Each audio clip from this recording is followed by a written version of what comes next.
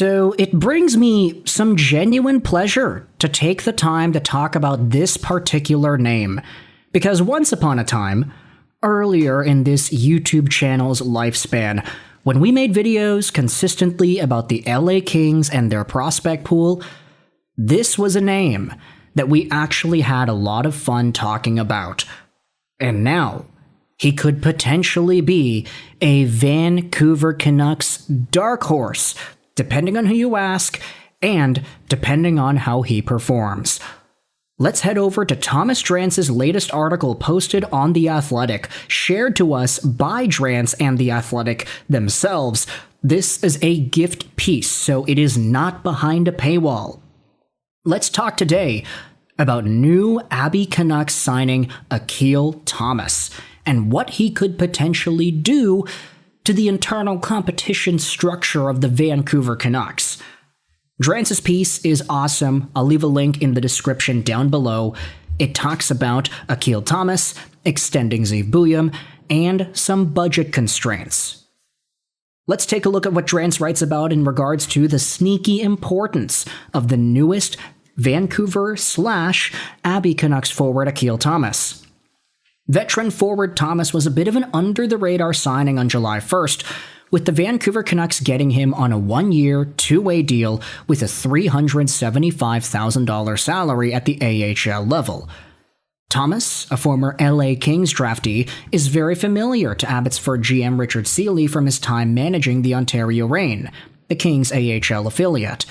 In fact, in an odd quirk, Seeley actually traded Thomas midway through last season, although the motivation behind that deal was largely about doing right by the player.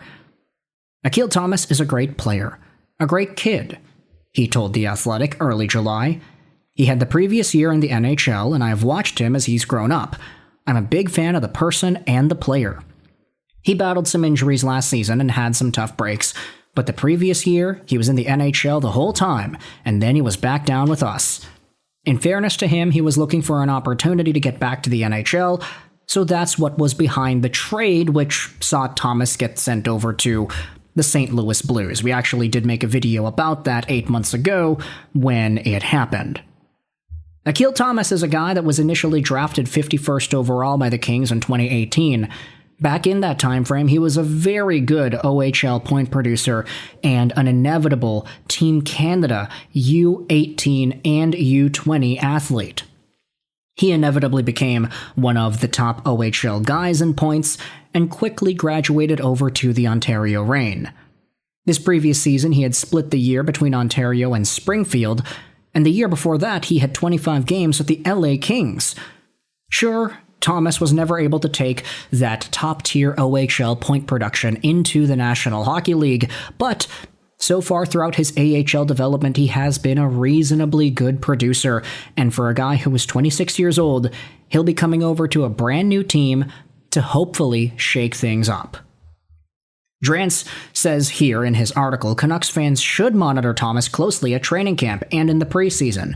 The 26-year-old center is right-handed, something of a rarity among centers in Vancouver's lineup, and Akil Thomas also has the versatility to contribute on the wing.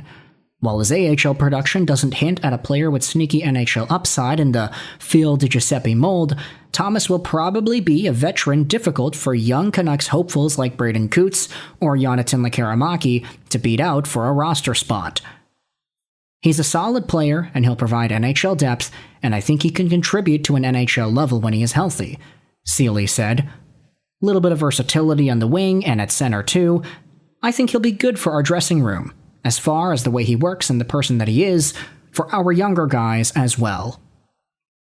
That seems to be another one of these patterns that Vancouver is trying to uphold this upcoming year. They want to have internal competition.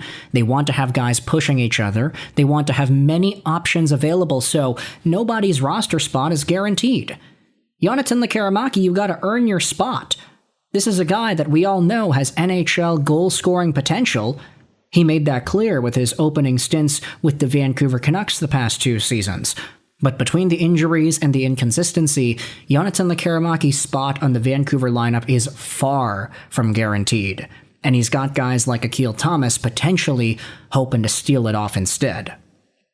Now, that doesn't change the fact that Thomas is a number of years older than Jonathan Lekkerimäki. If Akil Thomas wins that roster spot over Lekkerimäki, obviously that'd be a good story for Thomas, but you would prefer Lekkerimäki to be good enough to have that spot in the first place. We would really start to be seeing this guy as potential bust territory if he were to be beaten out by Akil Thomas. That is, of course, unless Thomas just absolutely blows the wheels off the bus and he is totally dominant in the preseason, and he makes the team unexpectedly. There have been a few guys, a few forwards that came over that we all thought would just be AHL guys that found themselves ways to become mainstay Vancouver Canucks. The biggest one that comes to my mind is like Adam Cracknell from a few years ago. Either way, Akil Thomas is younger than Cracknell was, I'm pretty sure. Thomas is a guy who definitely will have some opportunity, but Drance writes here, if he cannot crack Vancouver's lineup to open the year, his importance might be even more magnified in Abbotsford, especially given the projected composition of Abbotsford's center group. While Braden Coots and Ilya Safonov will hope to open the year with Vancouver, if they start the season in the Fraser Valley, Abbotsford will have a very young group of centers, with first-year pro Riley Patterson also warranting a mention. Yeah, it's a young group, but there is some versatility there, and that's where Akil can be handy if he is in Abbotsford, Seeley said, to insulate those guys a bit and do the heavy lifting if needed. I don't know that we'll be adding a center over the rest of the summer. We want to make sure we get the guys we have, and we want to give them reps and opportunities. Akil Thomas played 32 games across 2 seasons with the LA Kings, yada yada yada, now he is an Abbey. Man, Ilya Safonov is also a name that we have to talk about too, eh? We haven't really spoken about him much, but he is a guy that will hopefully be good enough to give Vancouver something, and it does seem like he'll be NHL or bust this upcoming year. That's why he ended up signing with the Vancouver Canucks after all, and it's why he wasn't willing to go over to Chicago.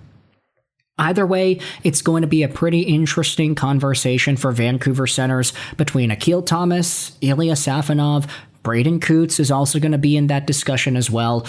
We all know the main dudes that Vancouver is projected to having on their roster up front: DeBrusk, Pettersson, Besser, etc. Even the guys in the middle to bottom of the lineup. We know Drew O'Connor's going to be there. We know Brendan Gallagher is going to be there. But who is going to fill out the rest of the lineup? Nils Höglander? He's already gone. Nils Åman? He went back over to Sweden. So it's up to guys like Thomas, Safonov, Coots, maybe Novotny, maybe somebody else to challenge for a spot. You can let me know your thoughts in the comment section down below. Do you agree with Thomas Drance's assessment here that Akil Thomas, a guy that we once spoke about as a top LA Kings prospect back in this era of Lego Rocks 99 YouTube videos, is he going to be one of these guys to pay attention to and idolize in the Vancouver system to come? If not, he's making $300-something thousand in the AHL. That's a pretty good salary. I think he'll be fine. But you can let me know your thoughts in the comment section down below. Akil Thomas, yay or nay. I hope you enjoyed this video. And bye.